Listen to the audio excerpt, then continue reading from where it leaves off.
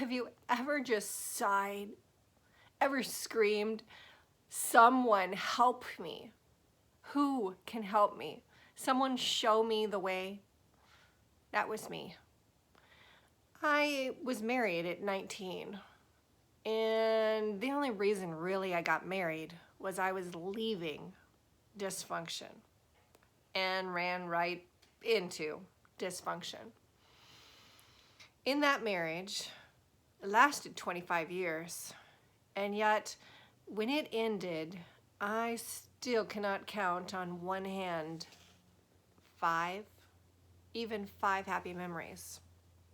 Now I have 3 beautiful children and some amazing grandchildren. And so good does come out of really bad. But the really bad is what I want to talk to you about. Why are you there?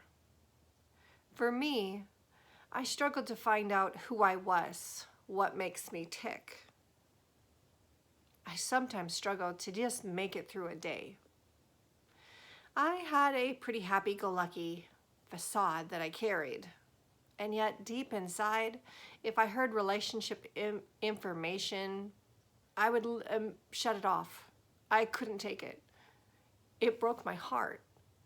I so longed to find love, to be in love, to have love in my life, yet I didn't have it.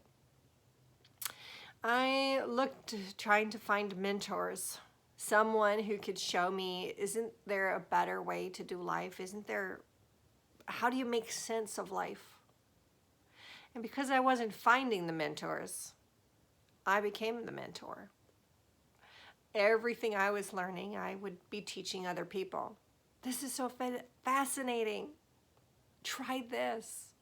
This has helped. Try this. And yet all the things I was doing was really masking the true pain in my life. Again, there was a point where finances was frustrating. In finances, I would attend financial conferences, just trying to learn what is it that I didn't understand. And each one left me more frustrated. I saw hopelessness everywhere I looked. People want to know, but this overwhelming hopelessness was thick. I remember one day after yet another financial class, I went home and I literally had a temper tantrum in front of God. Now, whatever your faith is your faith. God is always pursuing you, whether you call him God, whatever you call him, higher power. He's there and he's drawing you. And connected to that source, you'll have divine inspiration. And I figure, since he is divine and the creator of all, he's big enough to handle my temper tantrums. So one day I was screaming at him about finances. What do I not get?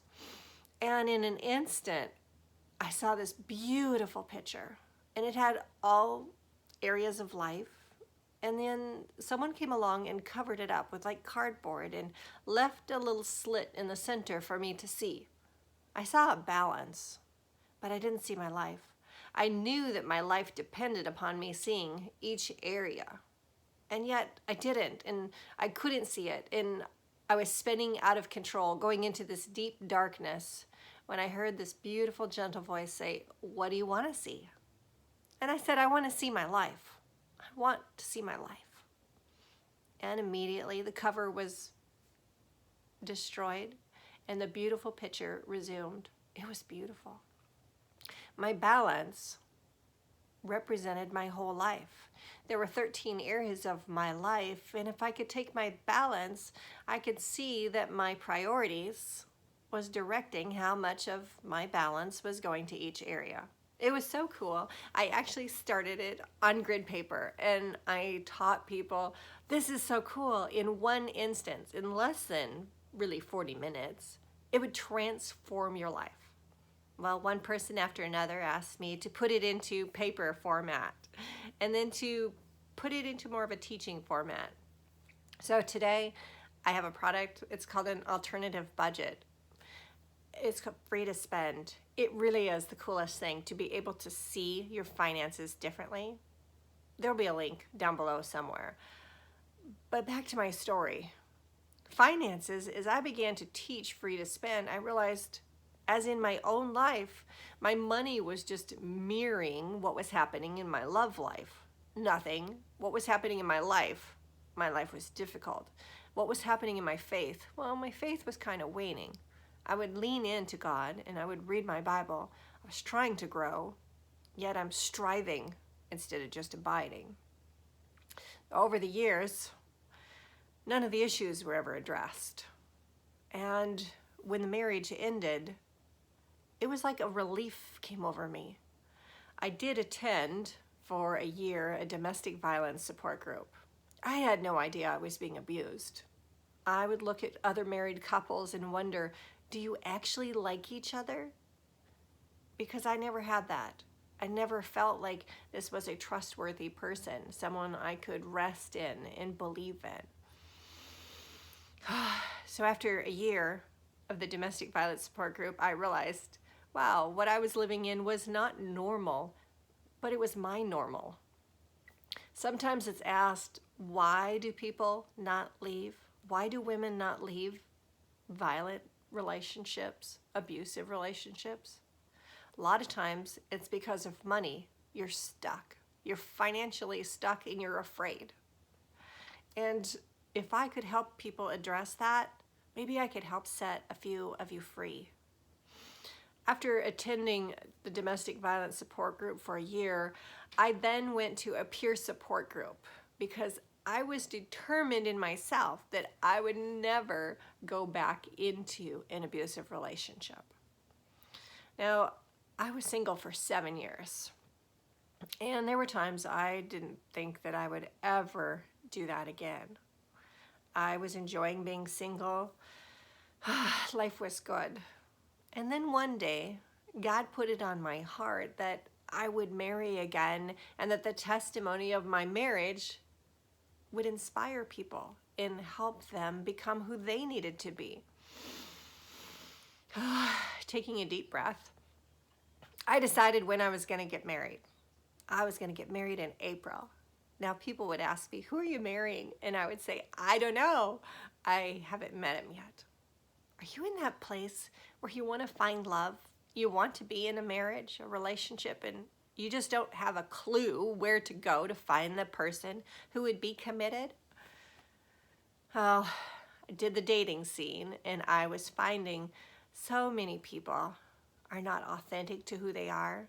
So many don't know what they want, and as a result, they're not bringing into their life what they want.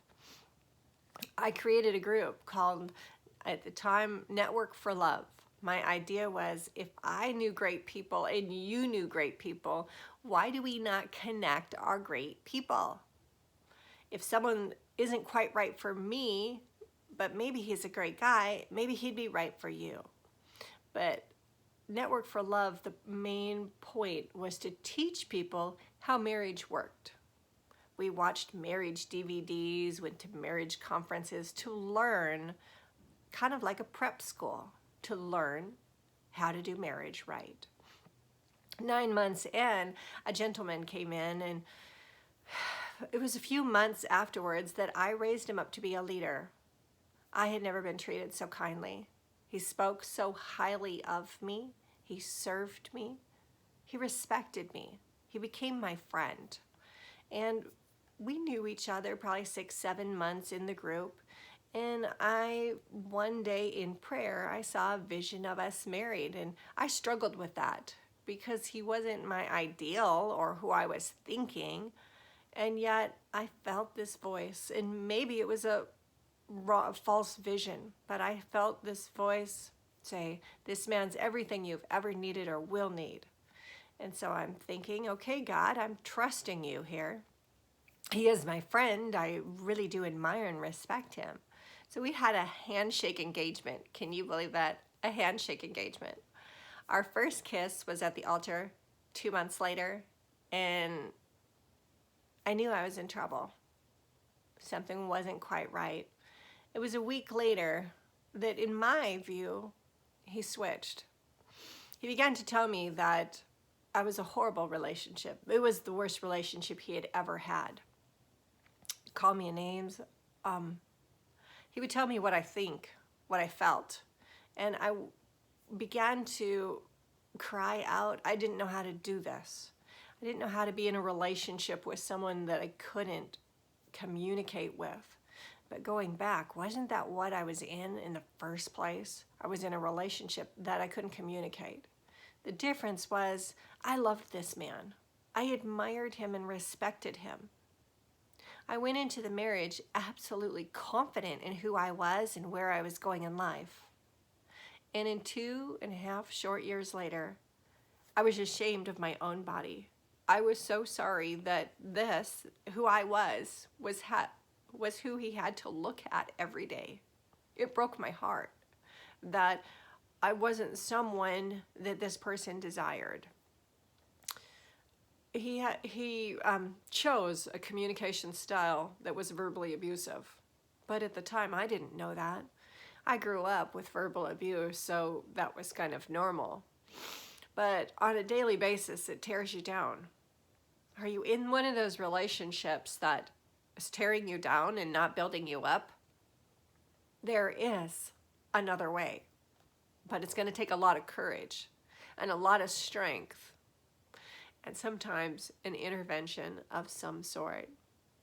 In my searching for solutions, trying to figure out how to do this marriage to this man that I loved, I began looking at communication things again.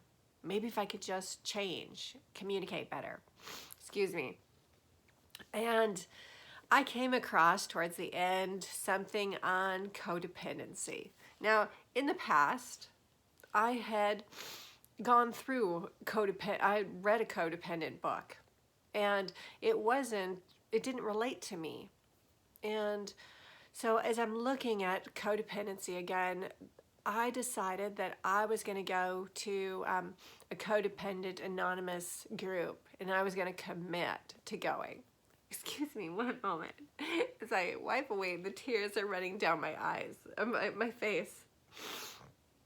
The first time in the group, I was there, and I was kind of shocked. I wasn't sure that it really applied to me, but something within me said I would go.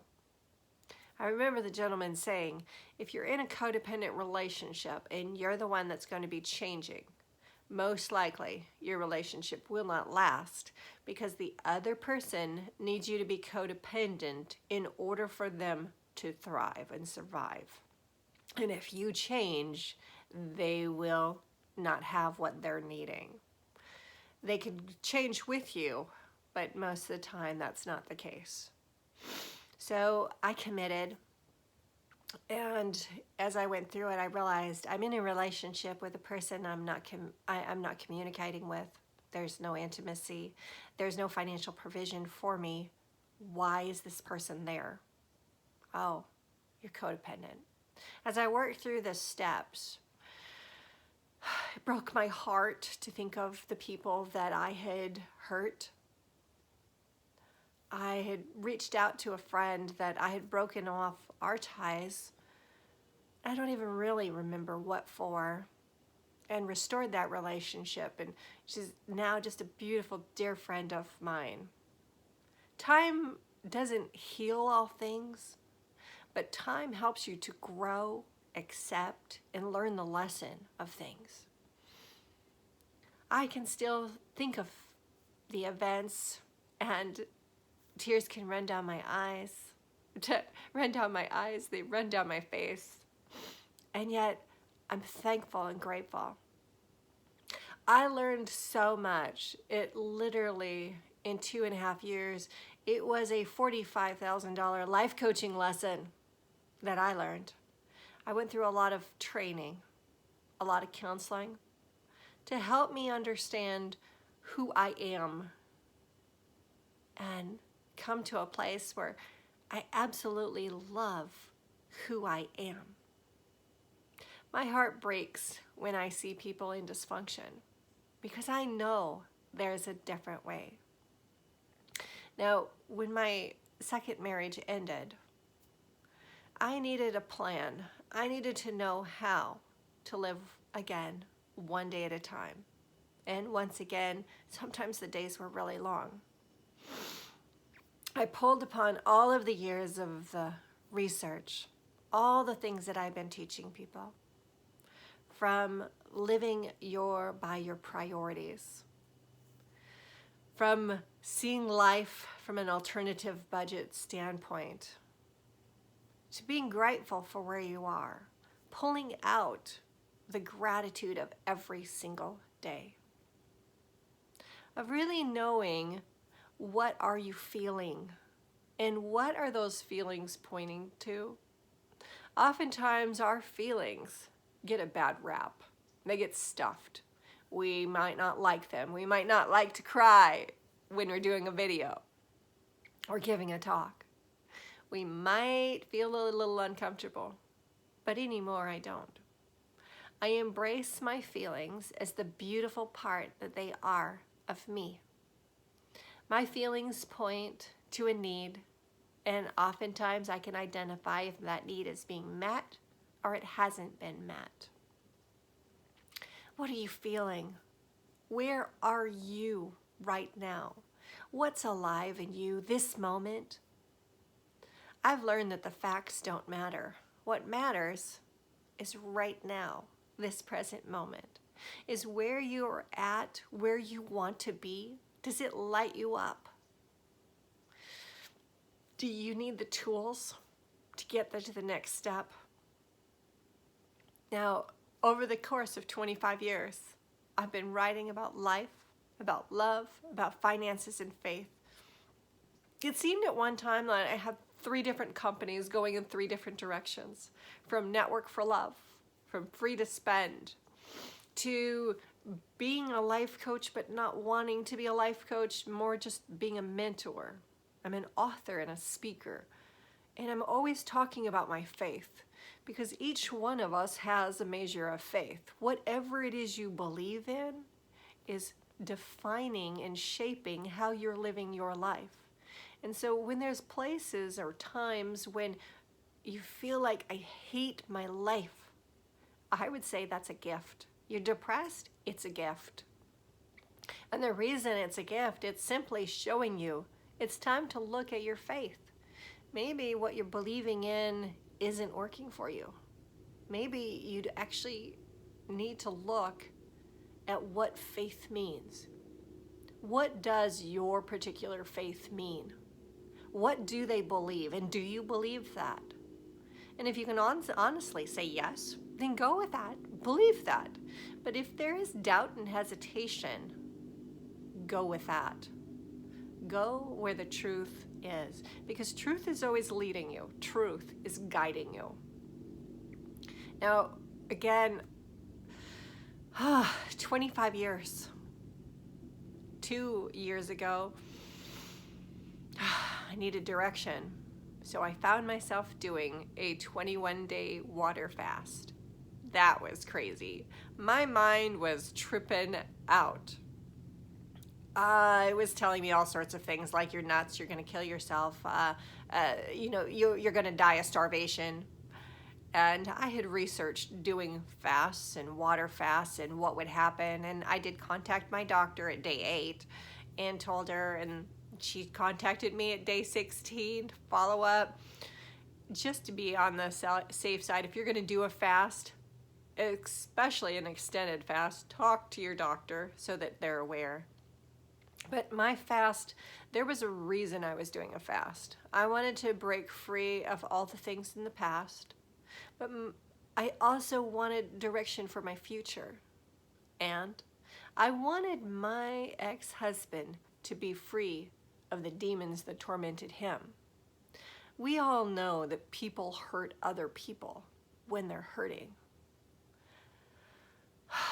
Sometimes I wonder, how come people don't do more wicked things? What's the hold? What is the stop? What's the barrier? What's your line? Are you showing up with character, with morals? Character trait training is something I encourage myself to do. Grow in each character. In fact, I've came across there's like 90 character traits. How are you doing in each one? At the end of the day, I compete against myself. That's just me. I don't look at other people and think, oh, I wish I was there. I look at today is a day is a day. How do I want to show up today? I want to show up brilliant. I want to show up amazing. I want to show up being authentic to who I am. And if there is any way that I can help you become the best version of yourself, I want to help you do that. Now, over the years, I've got tools and resources that I have used for myself, that I have developed to help me put one foot in front of the other, to make my life amazing, to help me show up and be the best version of me. Now, these tools and resources, they go from the free to spend, the alternative budget, the codependence matrix, the quiz, an autobiography of my life of stepping out of abuse and empowering other people. If there's anything that I've learned, it's really putting it all together. Life is about love, having love in your life. It's about your finances mirroring your love life. It's about your faith. It's about creating the best life that you can possibly create. I created, with the Priority Driven Life, those 25 years, I created the Priority Driven Life Planner. I scratched it out in a notebook. What do I need every day? I need to live by my top priority. I need to remember to pull out from today the gratitude. What things have me so grateful? I'm so grateful. Sometimes I'm just so grateful for food. Food is amazing. I'm grateful for kindness. I'm grateful for inspiration. I'm grateful that I can choose to live my life however I want to live my life. I'm grateful for knowledge, being able to apply the tools and tips and tricks to create abundance in my life. I encourage you, in the closing, look over the materials, the resources, the practical application tools. Now, I have as much as possible in do-it-yourself type materials, but if you're needing help, I also have courses, and I'll also have a signature offer where I can't walk alongside personally everybody, but I can walk alongside some of you, and I would be honored to do that. So check the links down below. Reach out if there's anything that I can do to help you succeed in this life, to help you step into the future that you were created for. If there's a part where you're needing the encouragement to do something different, I'm here. I would be nothing more than absolutely grateful to hear the testimonies of your life because we interacted. You're so precious to me. I want you to have an amazing life. And I know that sometimes we didn't have the tools we needed to create that amazing life. And yet, the tools are here. Every day I open up my planner. I look at what's my top priority for today. Oh, how am I doing? What am I thinking? Where am I going? Wow. I'm going into today knowing that your life is going to be touched because we shared these moments. Until we one day meet, may today be your best day ever. May it be a day that is well spent. May it be a day that is filled with love and undergirded with your faith. Faith can move mountains. If you believe, I'll put my belief with your belief, and we can accomplish great things together. Until we meet, have a great day, my friend.